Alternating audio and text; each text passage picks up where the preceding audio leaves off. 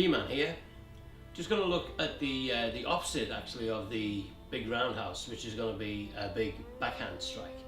For all intents and purposes, we can approach it exactly the same as a roundhouse, which is interfering with the attack line, making sure that the bad guy can't connect his attack line from his shoulder to the target. So like we were doing with the roundhouse, we can step through the attack line, I can pivot to take my body out to the attack line. With the big backhand, we have to be careful, because even a person without any training will be able to get a great deal of body mass behind this strike. So we have to make sure we can either get in there before he can build up and get his body weight in that strike, or we have to make sure that we can have extra protection. So even though it appears to break with all Wing Chun ideas of not using two hands, we would use two hands because we would be taking a lot more effort.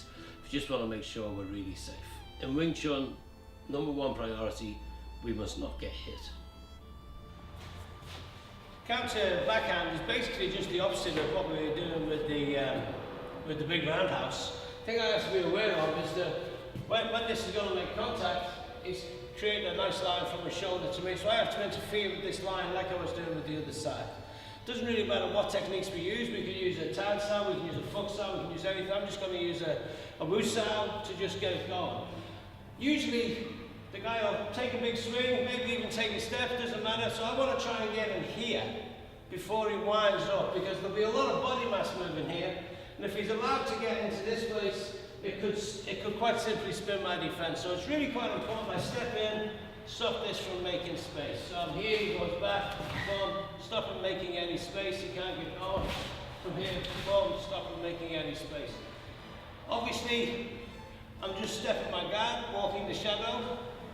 On this side, I can concentrate on saying hello to his spleen, or from the other side, say hello to his liver. Just be nice and polite to his inner organs.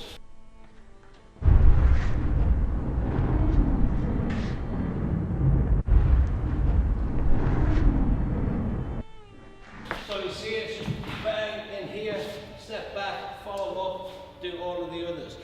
If I have been late, if he's managed to get it coming up, again, I have to be aware of this, so I'm going to just pivot.